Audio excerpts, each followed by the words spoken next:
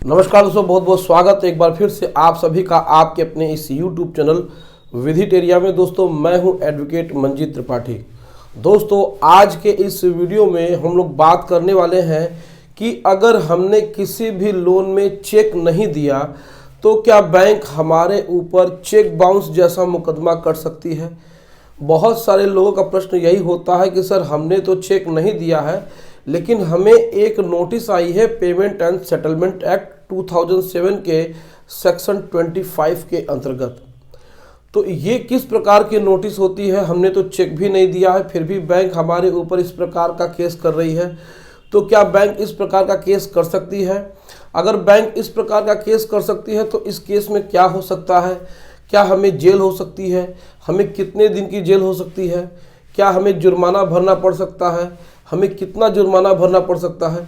बहुत ऐसे प्रश्न आपके मन में होते हैं जब आपने कहीं भी चेक नहीं दिया होता है और बैंक अचानक से आपके ऊपर चेक बाउंस जैसा मुकदमा कर देती है। बहुत सारे लोग ऐसा कहते हैं कि सर हमने तो कोई चेक ही नहीं दिया फिर भी बैंक हमारे ऊपर चेक बाउंस जैसा मुकदमा कैसे कर सकती है। तो आज के इस वीडियो में हम आपको डिटेल से बताएंगे कि अगर आपने भी किसी भी लोन में, चाहे वो सिक्योर्ड हो चाहे वो अनसिक्योर्ड हो, अगर आपने चेक नहीं दिया है तो भी बैंक आपके ऊपर चेक बाउंस जैसा मुकदमा कर सकती है। तो दोस्तों वीडियो को पूरा देखिएगा और ध्यान से देखिएगा, वीडियो आपके बहुत ही काम की होने वाली है। तो दोस्तों चैनल पर पहली बार आए हैं तो चैनल को ज़रूर से सब्सक्राइब कर लीजिएगा और बेल आइकन दबा के ऑल नोटिफिकेशन को भी ऑन कर लीजिएगा ताकि जब भी हमारे चैनल पे कोई वीडियो अपलोड हो तो इसकी नोटिफिकेशन आपको मिलती रहे। तो चलिए दोस्तों अपने वीडियो को शुरू करते हैं और आज के इस टॉपिक में हम आपको बताते हैं कि अगर आपने चेक नहीं दिया है तो भी आपको बहुत ही सावधान रहने की ज़रूरत है, क्योंकि बैंक कभी कभी बिना चेक दिए भी चेक बाउंस जैसा मुकदमा कर सकती है। तो अगर आपके पास कोई भी पेमेंट एंड सेटलमेंट एक्ट 2007 के सेक्शन 25 के अंतर्गत कोई नोटिस आती है तो उसका मतलब क्या होता है। तो दोस्तों हमारा जो टॉपिक है आज का, अगर चेक नहीं दिया है तो क्या बैंक चेक बाउंस का केस कर सकता है। आप लोग का बहुत कमेंट आता है इस विषय पे। तो देखिए सबसे पहले तो आपको हम बता दें कि आज के समय में चेक लेना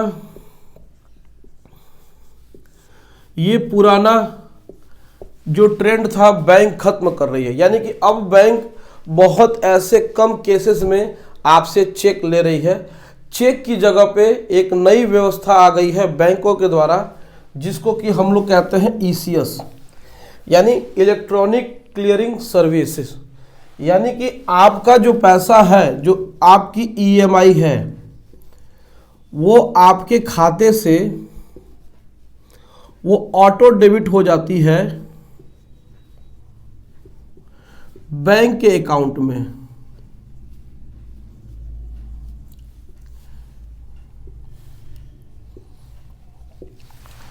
आपके अकाउंट से बैंक के अकाउंट में हर महीने अपने आप एक इंस्टॉलमेंट चली जाती है जिसमें कि आपको पैसा देने की ज़रूरत नहीं पड़ती है। यानी कि आपको मैनुअली पैसा नहीं देना पड़ता है, आपको RTGS नहीं करने की ज़रूरत पड़ती है, आपको चेक नहीं देना पड़ता है या फिर आपको ऑनलाइन पेमेंट करने की ज़रूरत नहीं होती है। हर महीने एक व्यवस्था बैंक के द्वारा ये कर दी जाती है कि आपका इंस्टॉलमेंट ऑटोमेटिकली आपके अकाउंट से कट जाएगा, कि जिसको कि हम लोग कहते हैं ECS इलेक्ट्रॉनिक क्लियरिंग सर्विस। यही इलेक्ट्रॉनिक क्लियरिंग सर्विस जो ECS होता है, अगर वह आपके खाते से नहीं कटता है तो वह होता है bounce.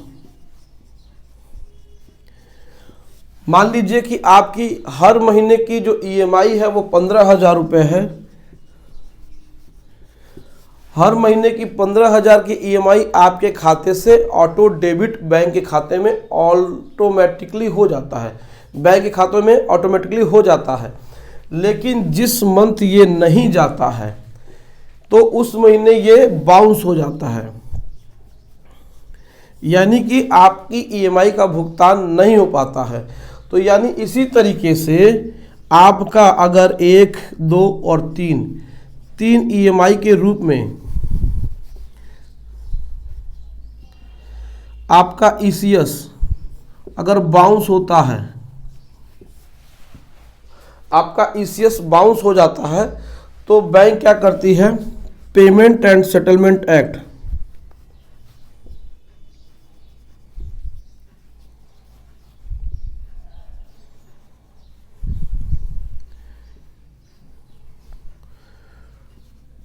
Payment and settlement act, ये एक एक्ट है, कानून है।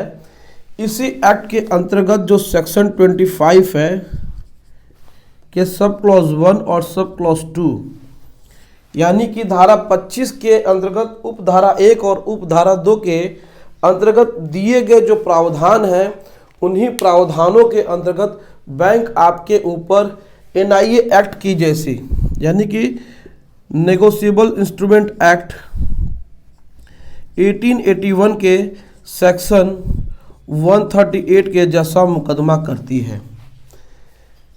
तो ये पेमेंट एंड सेटलमेंट एक्ट 2007 के सेक्शन 25 में आपको नोटिस आती है कि आपका ईसीएस बाउंस हो गया है। अब बैंक आपके ऊपर जिस तरीके से एनआईए एक्ट में कार्य करती है, उसी तरीके से ये आपके ऊपर मुकदमा करती है। आपके सिविल कोर्ट में ये केस फाइल करते हैं, सिविल कोर्ट से आपको समन आता है। तो इसमें भी वही प्रोविज़न दिया हुआ है जो प्रोविज़न आपके एनआईए एक्ट में यानी चेक बाउंस के मुकदमे में होता है। तो दोस्तों, इस प्रकार से आपने जाना कि पेमेंट एंड सेटलमेंट एक्ट के सेक्शन 25 के अंतर्गत जो नोटिस आती है उसमें वही प्रोविज़न होते हैं जो एनआईए एक्ट में चेक बाउंस के मुकदमे जैसा होता है। लेकिन इसमें सज़ा कितनी होती है और जुर्माना कितना होता है, इसको भी जानना ज़रूरी है, क्योंकि इसको नहीं जानेंगे तो आप इस नोटिस को अवॉइड कर देंगे और समझेंगे कि बैंक ने ये तो फर्जी तरीके से भेजा है, नहीं दिया है, क्योंकि हमने तो अपने किसी भी लोन में चेक नहीं दिया है, तो बैंक ऐसा कैसे कर सकती है। तो आप इसको नज़रअंदाज न करें, तो इसके परिणाम को भी आपको जानना ज़रूरी है, ताकि आप अपना बचाव सही तरीके से और सही समय पे कर सकें। तो आइए अब हम लोग जानते हैं कि पेमेंट एंड सेटलमेंट एक्ट 2007 के सेक्शन 25 के जो धारा 25 है उसमें क्या क्या प्रोविजंस दिए हुए हैं, ताकि इसको समझना बहुत ही आसान हो सके। तो पेमेंट एंड सेटलमेंट एक्ट 2007 के सेक्शन 25 के क्लॉज 1 और क्लॉज 2 में ईसीएस बाउंस से रिलेटेड प्रोविजंस दिए हुए हैं। तो इसमें जो सज़ा है यानी इम्प्रिजनमेंट जिसको बोलते हैं इंग्लिश में, सज़ा 2 वर्ष या 2 वर्ष से अधिक भी हो सकता है।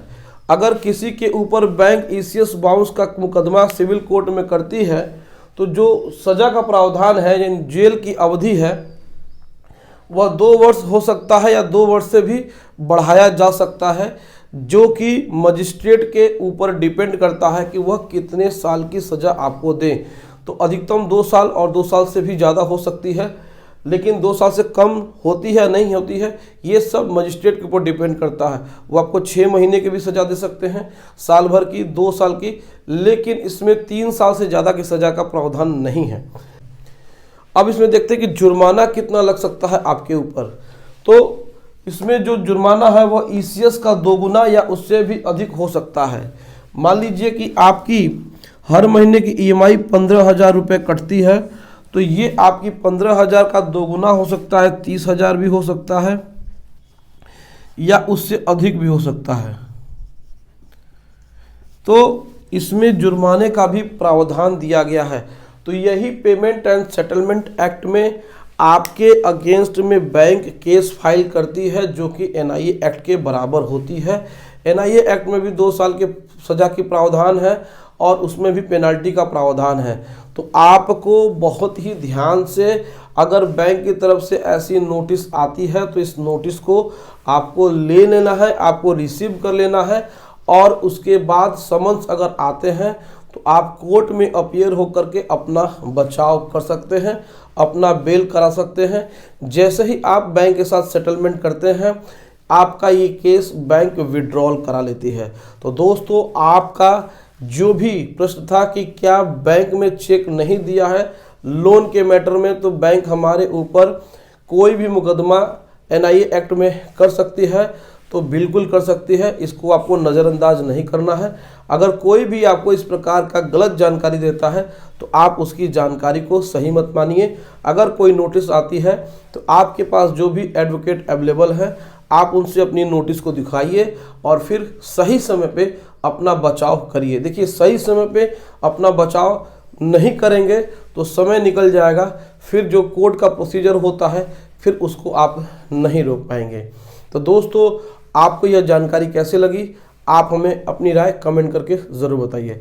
दोस्तों, अगर आपने भी किसी भी बैंक से कोई भी लोन लिया है और आपको लीगल एडवाइस की ज़रूरत है तो स्क्रीन पे दिए हुए हमारे व्हाट्सएप नंबर पे आप संपर्क कर सकते हैं और घर बैठे ही लीगल एडवाइस ले सकते हैं। तो दोस्तों, वीडियो अच्छा लगा हो तो वीडियो को लाइक ज़रूर करिएगा, इससे अपने दोस्तों और रिश्तेदारों में शेयर करिएगा और हमारे चैनल को सब्सक्राइब करके हमें सपोर्ट जरूर प्रदान करिएगा। दोस्तों, मिलते हैं नेक्स्ट वीडियो में एक नए टॉपिक के साथ। तब तक आप अपना और अपने पूरे परिवार का ध्यान जरूर रखिएगा। Thank you so much. जय हिंद दोस्तों।